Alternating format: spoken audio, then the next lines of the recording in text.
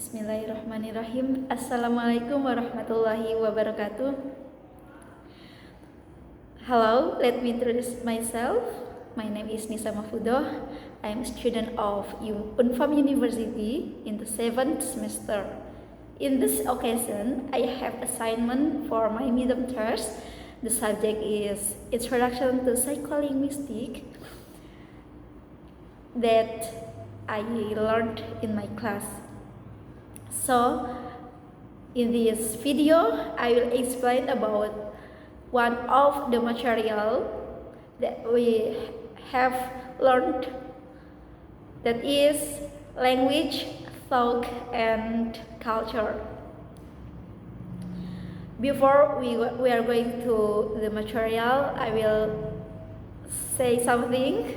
Actually, this material I have thought and I have explained in my class. Now, in my YouTube, it is my first impression with you everyone. Well, the definition of language is a communication system that is such as something that when we say something, even it's one word, only one word, such as hi or hello, it's called communication system. And then the second is thought. Thought is a conceptual communication.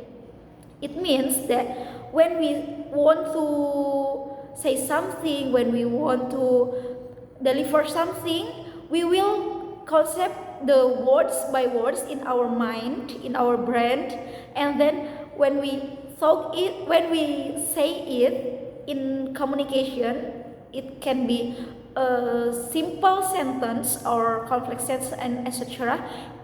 So it means that it is thought. The third is culture. Culture is regions or countries affecting communication. What does it mean? It means that when the countries in the religion, of course they have their own languages and their own cultures. So when we say something, it's delivered that is from their habit. The example, in Indonesia, we have so many languages. There are various languages and also the cultures. So when Javanese say something, of course they will have different language and also different tone. And also when we say something when we talk about in another country, such as in America, in London, in Singapore, and etc., and also in India, they also, even we say in English or in their own languages, they will have difference because of the culture. So the culture is affect so much in the language communication. The relation between among the three of them, thought helps in determining language. The second, thought helps arrange words into sentences. The third, culture is the result of the thought of the language. As I explained last time, that when we want to say something, of course we will think, in our mind, I want to say this, and it become one sentence, and then we say. And also the culture.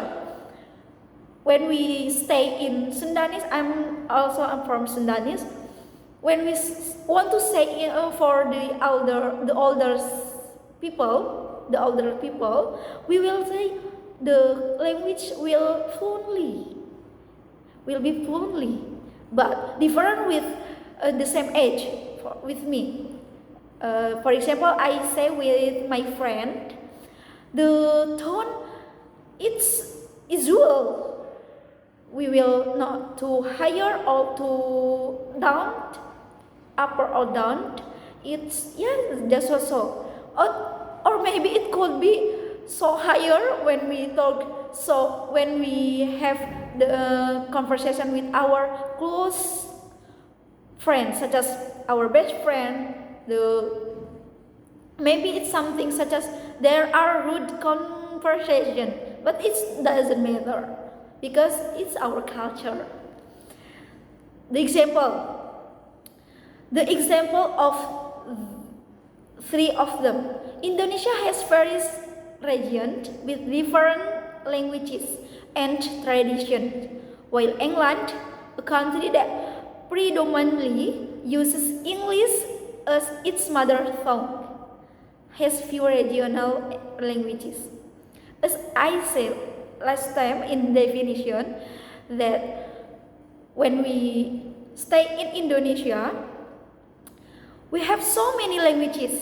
Even some of them, they have Indonesian language as their first mother language.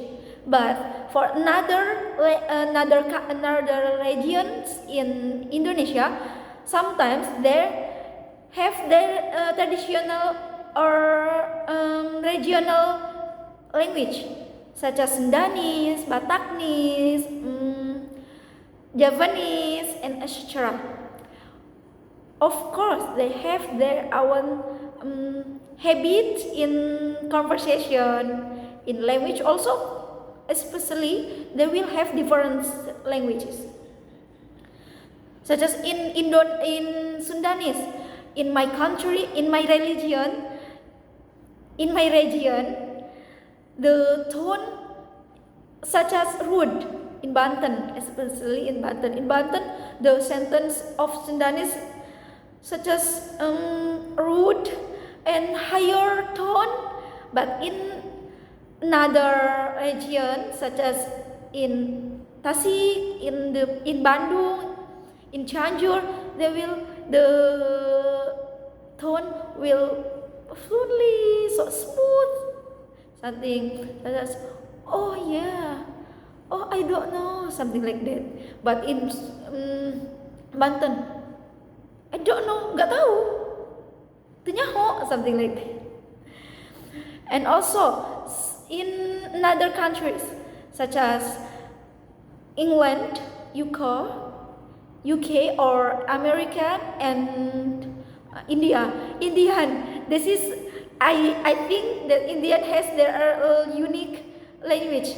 Every they say something, they will sound such as there is the. That is, what I don't know. What do you mean? Something like that. That is Indian, and we can't blame